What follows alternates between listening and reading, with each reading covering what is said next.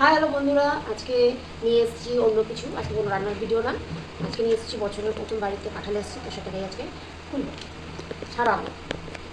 দেখো কত বড় কাঁঠাল, আর বুঝতেও পারছি না এত ভারী।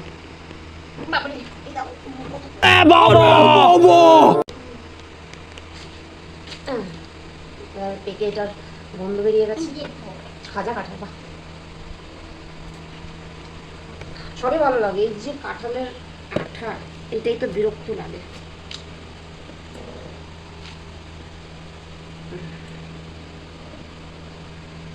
এই যে কোয়া, হ্যাঁ, এই যে কষ সঙ্গে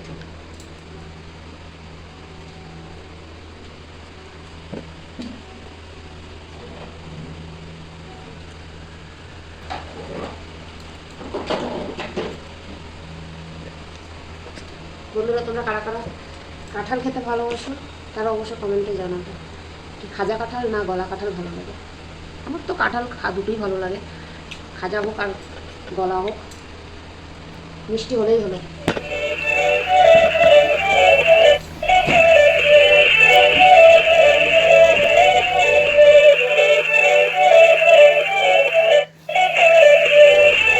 দেখেছিস আঠা সামনে আসবেই না, এই আঠা লেগে যাবে, তাইলে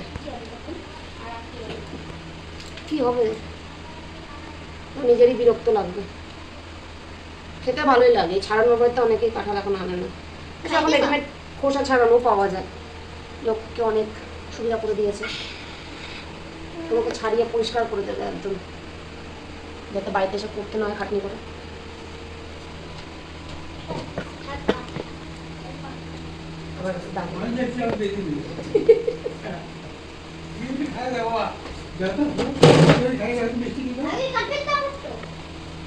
কাটবে তারপর তো ছাড়িয়ে ছুড়ে দিয়ে যাচ্ছি, মুড়ি ছুড়ে দিয়ে।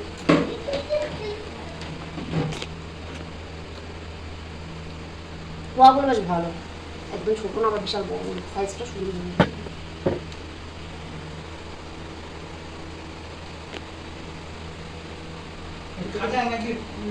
খাজা খাজা